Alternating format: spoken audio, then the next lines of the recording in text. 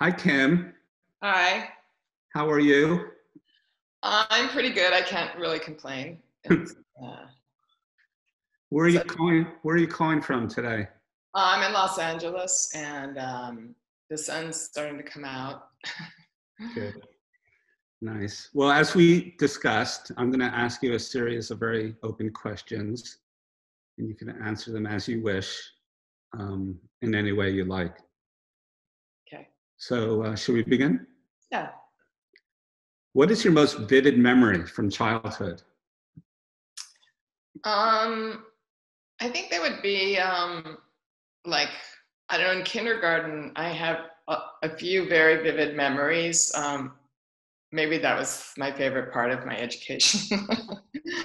um, like they had this is it the lab school at UCLA, and it was a very learn by doing kind of school. And I mean, even in this wasn't a big deal, but in kindergarten, they had this bike path kind of, and I just loved riding my bike around on this kind of drawn painted lines with stop signs, as if you were in a car or something, or it made me feel like that.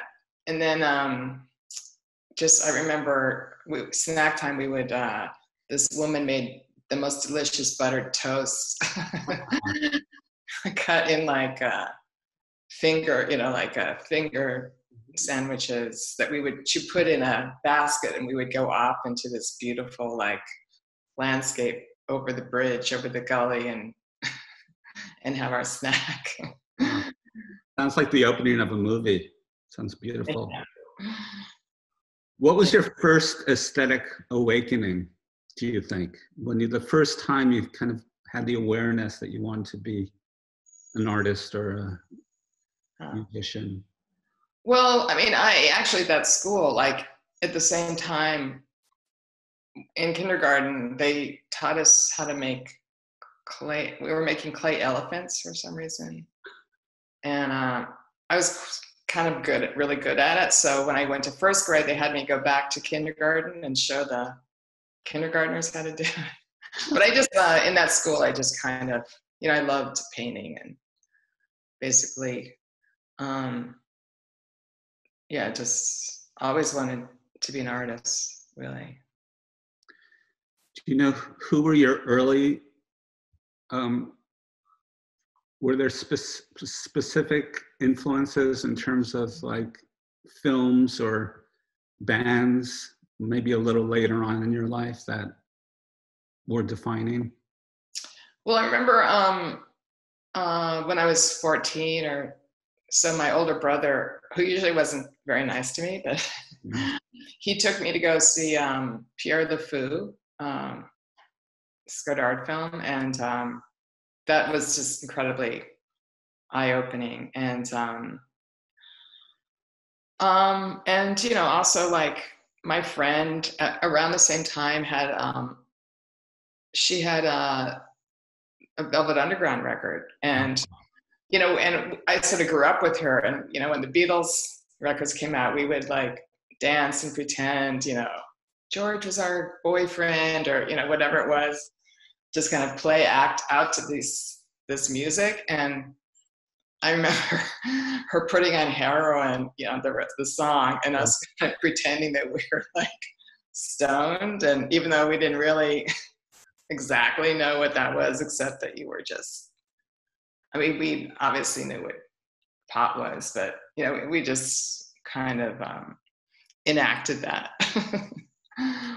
What was it about the Velvet Underground, do you think, specifically that just pulled you in? I know there's something just really immersive about the music, and also just the mystery. They were so mysterious and kind of, and I suppose that was all part of the Warhol mystique to the factory, and how kind of, in a way, make believe it was, in terms of superstars, and kind of creating your own culture that was outside of the mainstream culture, but had almost, like just kind of twisting those ideas to something else. So do you feel your work is in any way autobiographical? If you sort of think of it as a whole, does it reflect any aspect of your sort of life in? I don't know. I don't think it's literally, there's nothing literally biographical about it, except I definitely see a thread throughout, and it definitely has to do with somehow the body or traces of the body or traces of something. And I did do modern dance when I was younger, Martha Graham, and I kind of also was really intrigued by Yvonne Rainier and the whole Judson church group, and how can a film be a dance and all that. But I see, I can kind of see that in this sort of performative aspect in the work.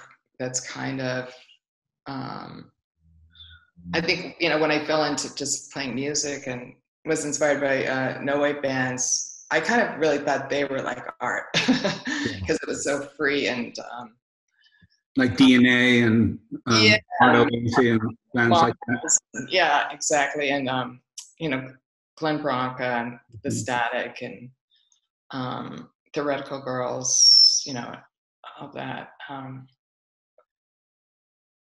Is there a particular show or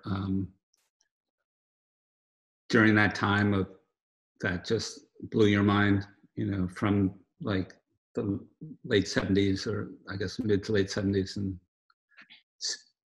well, I kind of missed most of it. I mean, I arrived in New York, I don't know, sometime 79 and 80, and actually the one group that just totally blew my mind was Suicide.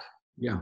On Vega, and just how scary he was coming out to the audience and coming right up to you, and it was really thrilling at the same time.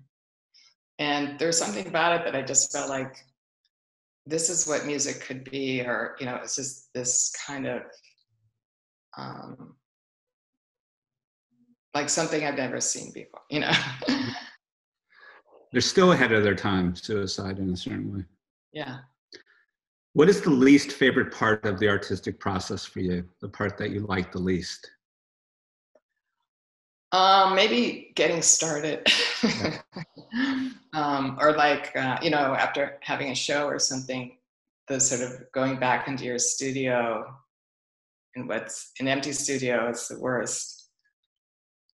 But yeah, just kind of anxiety about will I ever have another idea? Yeah.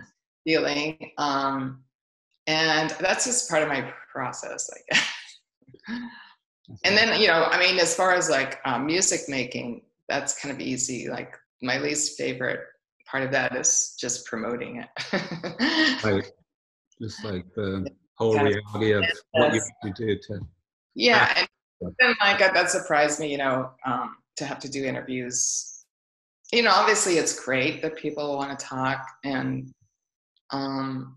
it's, you have to do it to get people to come out to your show or whatever, but I kind of expected less from the art world, and I don't like doing it.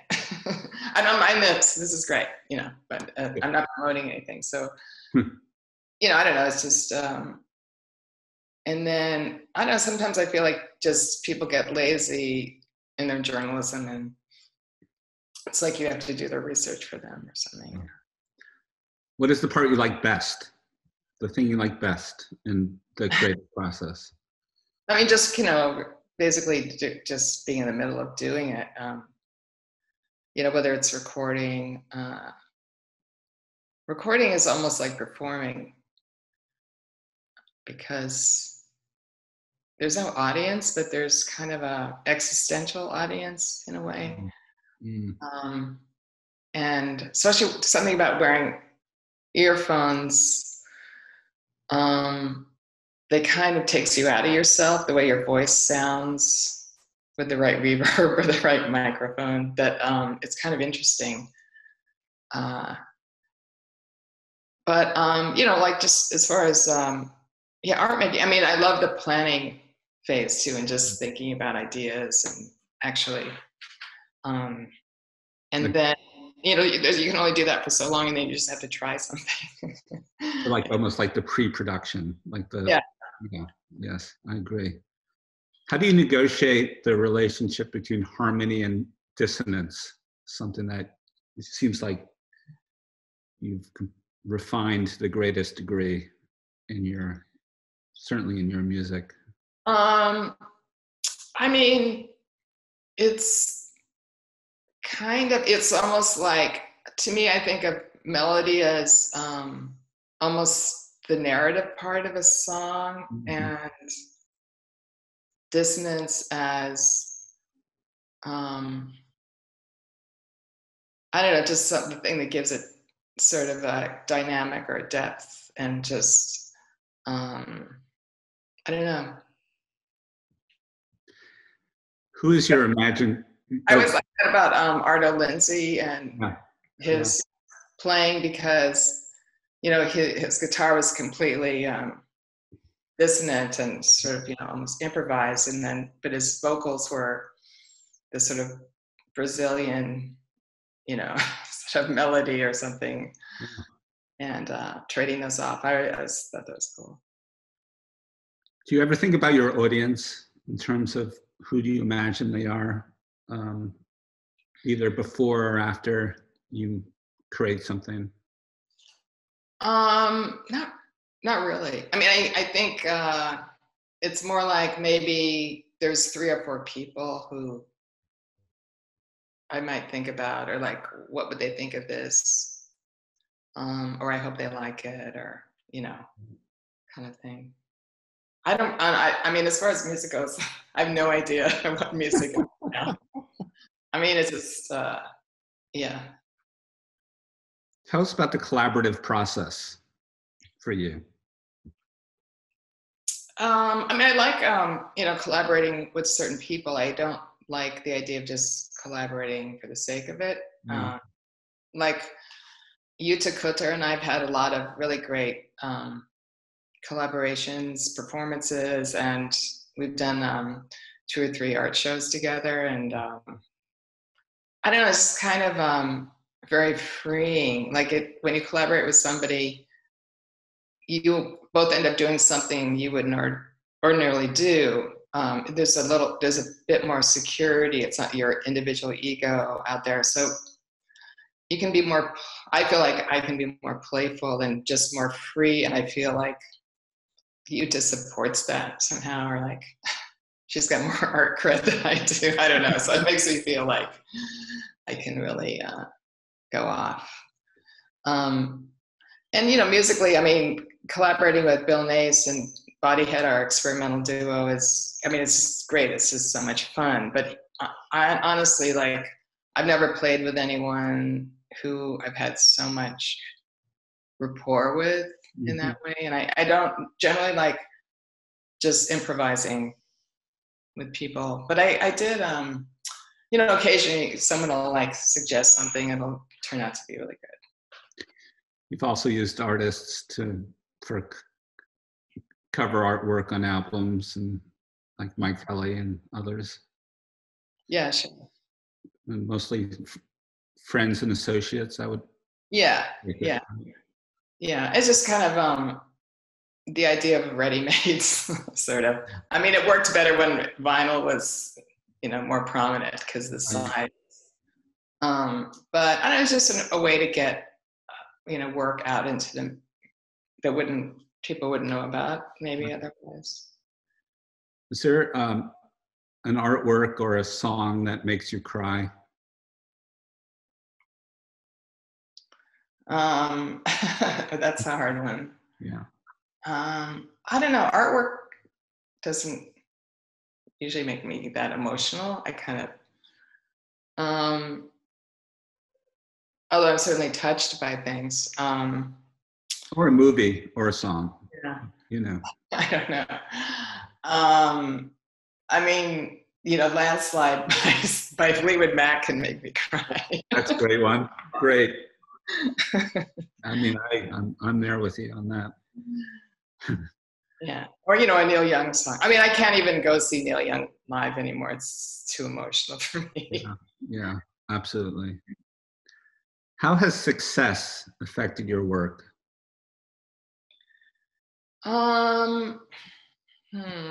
Well, I mean, whatever success I have has been so like slow building or evolving that I don't actually see it as success. Yeah. And with the band, like, we never had a big hit or anything like that. So we kind of had a comfortable amount of like security, to live by, and we built up like a niche audience, and but we were also, because we weren't like really famous, we could basically go about our business and do other things, and it's a little bit harder, I think, in the art world, because it's kind of like the inside job. It's and I don't want to be like a celebrity artist, like, and honestly, like it's always something I feel I have to overcome. It's like overcome, and sometimes I could use it I have, like in the content of the work, but it's just like it's always kind of a balancing act. What have you learned through failure? I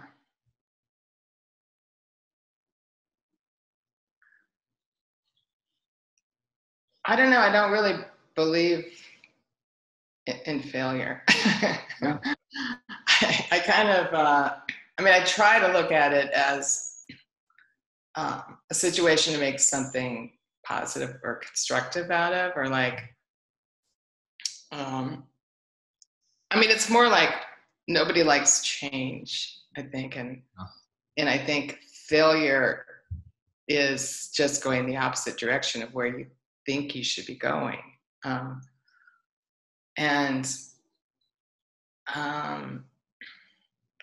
I've definitely been disappointed, that haven't had, more at times attention from, doing an art show or something, or but it's kind of good to be able to just work in the shadows too. So yeah, mainly it's just I don't know. I don't really think about failure, actually. Yeah. Do you read your own reviews? Sometimes, if I remember, like if it was an interview, and I'll kind of skim it to make sure. Yeah. Like, how stupid is it, or what did I say? Oh my God. I'm afraid to read reviews, because even if it's a good review, it's just like you just don't want other voices kind of interfering, or to become addicted to that kind of positive. And I'm very thin-skinned, so negative. As we all are, I believe. Yeah, I've gotten better, I guess, through the years, but people could be brutal. Like, they don't even talk about the content. It's like what you looked like, or I totally understand why Karen Carpenter just got into her head.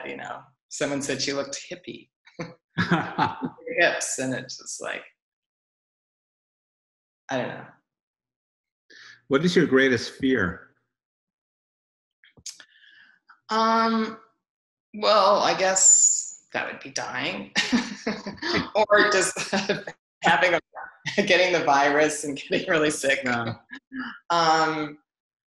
But beyond the physical, that sort of, or, you know, the death quotient for anybody, you know, like that's like, it's, you know, it's more, I guess, feeling like I can't work anymore, or I don't have any opportunities, basically.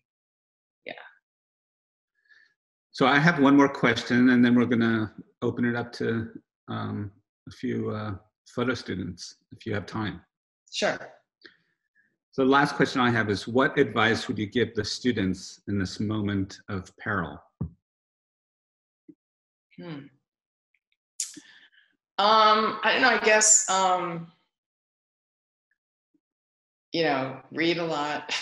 It's a good opportunity to read, or look at art books, you know, and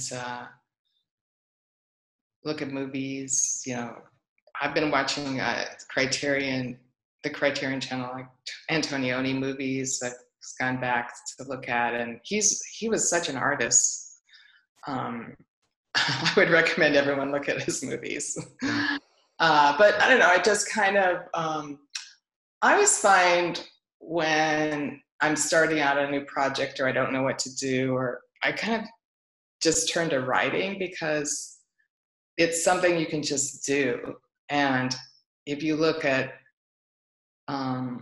like there's so much also can be text in work, or, but even whatever you use it for, I think it's just an easy way for an outlet that can, like when I write, that's how I think. And so it can give you ideas, and it can, you know, while you're writing, and even if you don't know what you're going to use it for, you never know when it can come in and be useful.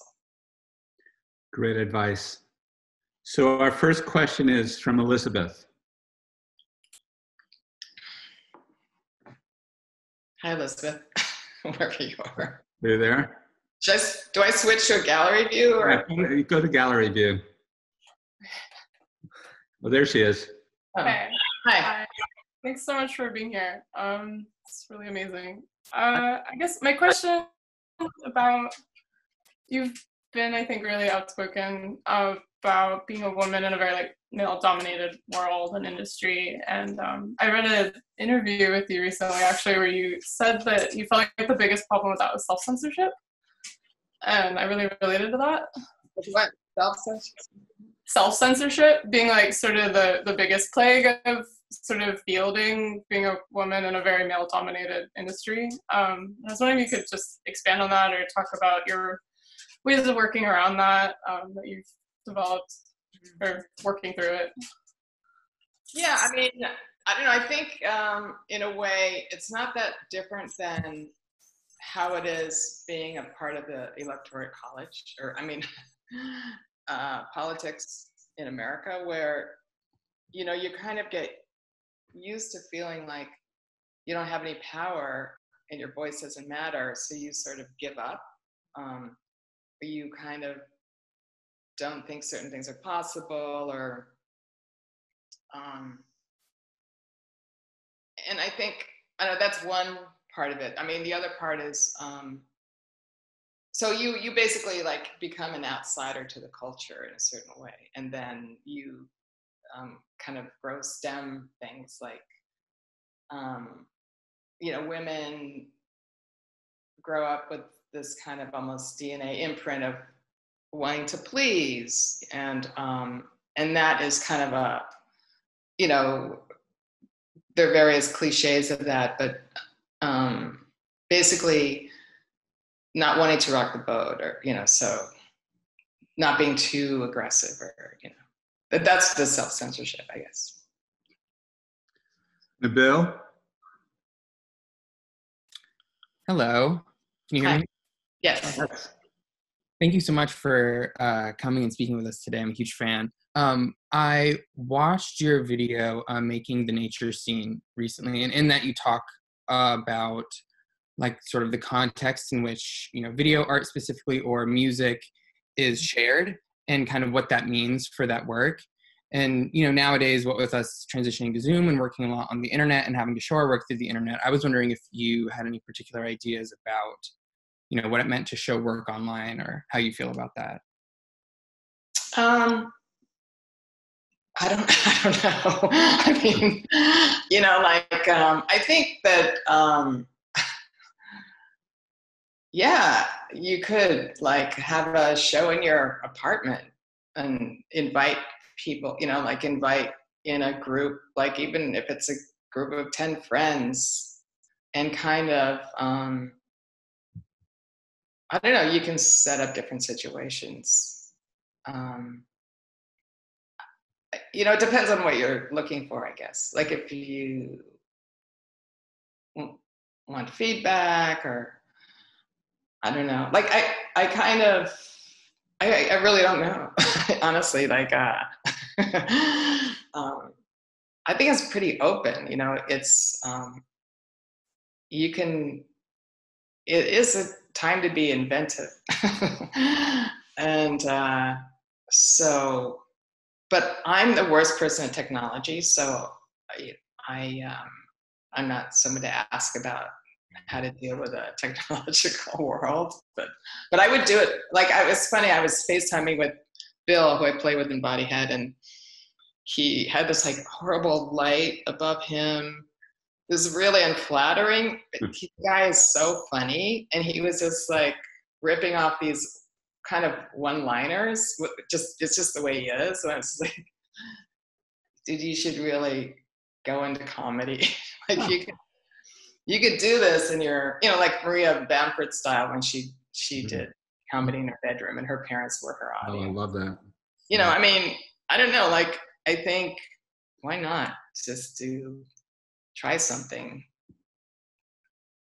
Dylan.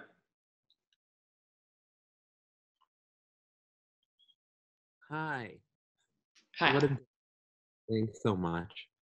I'm wondering, I feel like something that I love about you is your relationship to, or my construction of your relationship to, intuition.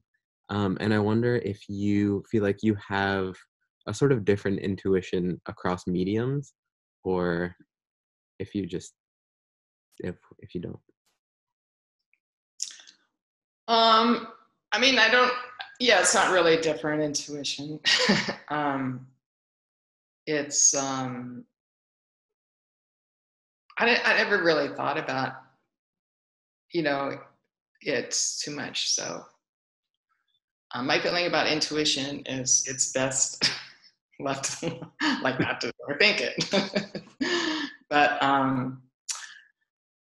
yeah, so I don't know. It's not any different, really. It's just kind of the way my brain works. And because I did go to this school that was all learn by doing, I think that's why I fell into playing music, and, you know, but I also make art, and I've done different things, and it's just kind of, yeah, it seems kind of natural to me. What's on heavy rotation during this time? You mentioned Criterion. Mm-hmm. Is there anything else you're listening to or reading during this moment? Well, I've been reading Stars at Noon, this Dennis Johnson book. Director I know, Claire Denis, is making it into a film at some point. And it's one of my favorite films. And actually, as I was rereading it, I was like, because that song, The Sprawl, is kind of was inspired by the book. And I took a few lines, and I was like, oh, it took a lot of lines. Yeah. But anyway, it's kind of has this interesting atmosphere that matches this time of its very in limbo feeling, and takes place in Nicaragua. And I don't know, musically, you know, I've been listening to, well, I just got Lucinda Williams' new record. Oh, it's great, isn't it? And then sort of going back to like My Bloody Valentine records and The Fall, and kind of, you know, I'm not for nostalgic reasons, but just like, this is really great music, and I just now have the time to really you know, kind of delve into it and just, I don't know, reacquaint. Yeah. Well, we have time for one last question, and that's Mickey. Where are you? Hi, I'm here. Thank you, Kim, for being here. My question is also stemming from making the nature scene, the video. And What is that video? I don't even remember. it's from 1985. It's on UbuWeb. There are 2 videos of yours on UbuWeb. So I guess what I'll ask, maybe this could help refresh your memory, but it seems like, and correct me if I'm wrong, but it seems like some of what that video is about is certain frustrations possibly with the way video art was functioning within the club scene. And I guess my question is now, more than 30 years later, with the mainstream acceptance of video art within the art world, do you think that there's anything lacking with video art being made today that was maybe more prevalent back then? Well, what do you mean by video art? You mean music videos, or do you mean videos by artists? Yeah, videos by artists. Well, I mean, like in the 80s, it was all kind of new, you know, and like Laurie Anderson and other people. I mean, Tony Osler. Wow. Tony's work is interesting because he was always doing the lo-fi version of technology, or interested in that, as also Tony Conrad in a way. I